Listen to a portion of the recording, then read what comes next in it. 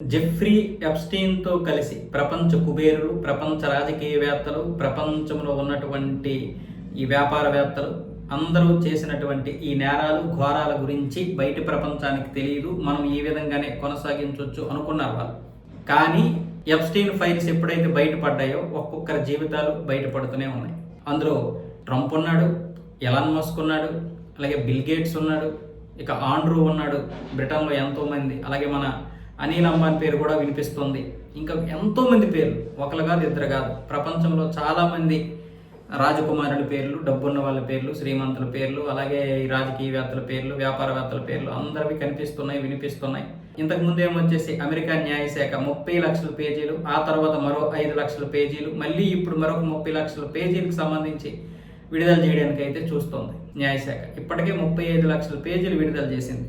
2000 వీడియోలు, 180,000కి చెందినటువంటి ఫొటోస్ విడుదల చేసింది. 180,000 ఫొటోస్ అంటే మామూలు విషయం. దాంతో బిల్ గేట్స్ పేరు ఎప్పుడైతే వచ్చిందో ఆయన కూడా పశ్చాత్తాపం చెందడం, ఆయనకి సుఖవ్యాధులు వచ్చాయని చెప్పడం. అయితే ఇప్పుడు ఈ విషయం దేని గురించి అంటే, ఇప్పుడు బిల్ గేట్స్ మొన్న ఆంధ్రప్రదేశ్ రావడం జరిగింది. అమరావతిలో ఆయన చంద్రబాబు నాయుడుతో కలవడం, కొన్ని పనులు చేయడం జరిగింది. అయితే ఇప్పుడు ఏఐ సమ్మిట్ జరుగుతుంది న్యూఢిల్లీలో. ఆయనకే అసలైనటువంటి ఆహ్వానం అందాలి. ఎందుకంటే టెక్ దిగ్గజం, ప్రపంచంలోనే ఆయన ఒక ఫాదర్ ఆఫ్ టెక్కే ఫాదర్ లాంటి వాడు, గాడ్ ఫాదర్. అలాంటి వ్యక్తి ఈరోజు వచ్చి వెళ్ళిపోయాడు. ఏఐ సమ్మిట్కి ఆహ్వానం లేదు.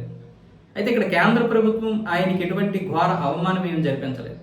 అక్కడ ఏంటంటే నైతిక బాధ్యత వహించి నైతిక దూరం పెట్టింది. ఇది ప్రపంచంలో ఎంతోమంది పెద్ద మనుషులుగా చలామణి అవుతున్నటువంటి వాళ్ళందరికీ కూడా ఒక హెచ్చరిక లాంటిది. ఎవరైనా సరే, ఎలాంటి వారైనా సరే, తప్పు సెక్స్ చేయడం ఇక్కడ తప్పు కాదు. వాళ్ళు చేసిన విధానం చాలా అంటే చాలా దుర్మార్గం. చిన్న పిల్లల్ని, మైనర్ బాలికలతో ఎంతోమంది జీవితాలు నాశనం చేశారు. సో ఇలాంటి పరిస్థితుల్లో ఈరోజు అలాంటి గొప్ప వ్యక్తి కూడా ఈరోజు ఎటువంటి ఇది చూడకుండా, ఎటువంటి గౌరవం పొందకుండా వెళ్ళిపోయాడు. కాబట్టి ఇది ఒక మంచి హెచ్చరిక అందరికీ కూడా. పెద్ద పెద్ద వాళ్ళుగా చలామణి అవుతున్నటువంటి వారికైనా సరే, చిన్న వాళ్ళకైనా సరే, తప్పు ఎప్పటికీ కూడా బయటపడుతుంది. నిజం నిప్పు లాంటిది, అది ఎప్పటికైనా సరే బయటపడుతుంది.